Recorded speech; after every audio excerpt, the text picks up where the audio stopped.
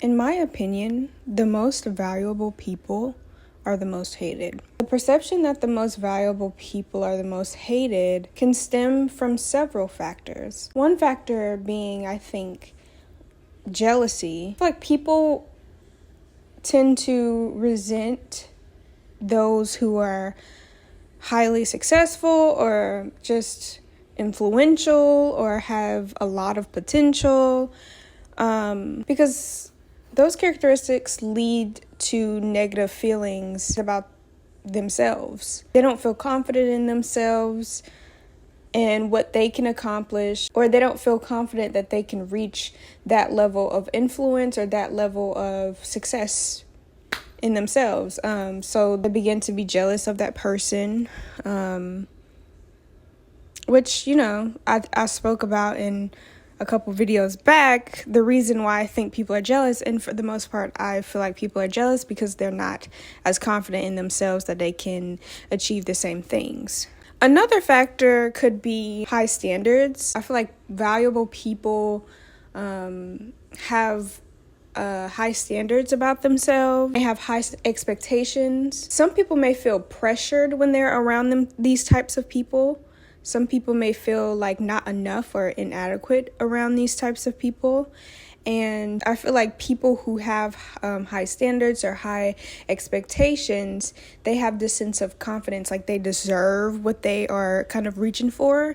But some people who don't have that confidence, like they might not feel like they deserve what, they might not feel like they deserve high valuable things. They don't think that they deserve the same things that valuable people with high expectations and high standards feel like they deserve.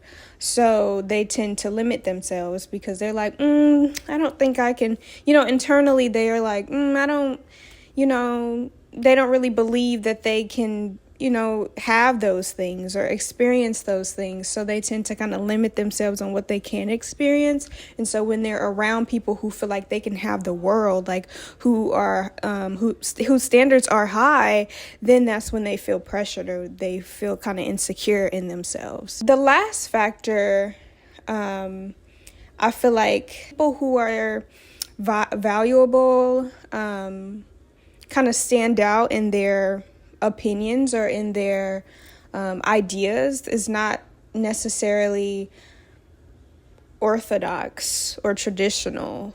And when I say traditional, I mean like they kind of challenge established norms or they provoke resistance, especially when it comes to different concepts that most people might believe in, or just natural traditional practices that people practice every day that might not be agreeable to them. I feel like valuable individuals often challenge the status quo and they kind of shake things up a bit, that when people are comfortable in that level, it kind of makes people kind of panic, like I feel like these individuals have totally open minds that most people don't have open minds.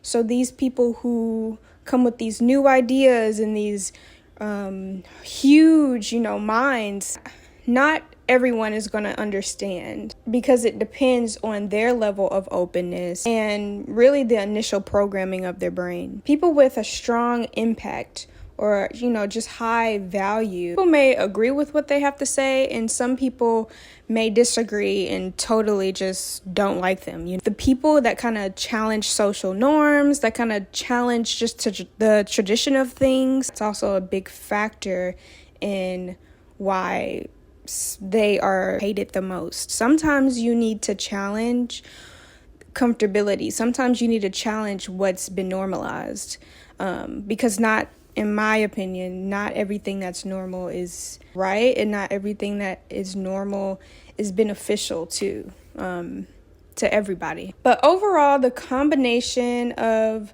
these factors can contribute to the perception that those who are most valuable are the most hated.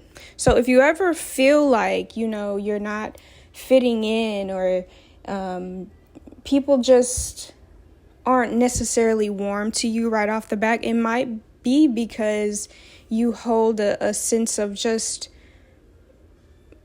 value that not everyone is able to digest and understand.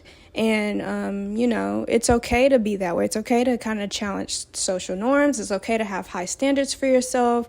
And it's just okay to be highly you, to be the best person you can be without anyone else's opinion. Because those people who not everybody agree with often are the ones who kind of make a difference. So now, if you want to make a difference in this world, I don't think there's going to be a lot of people right off the bat that's going to agree with every move you make, every choice you make, and every idea that you agree with and stuff like that. So, yeah.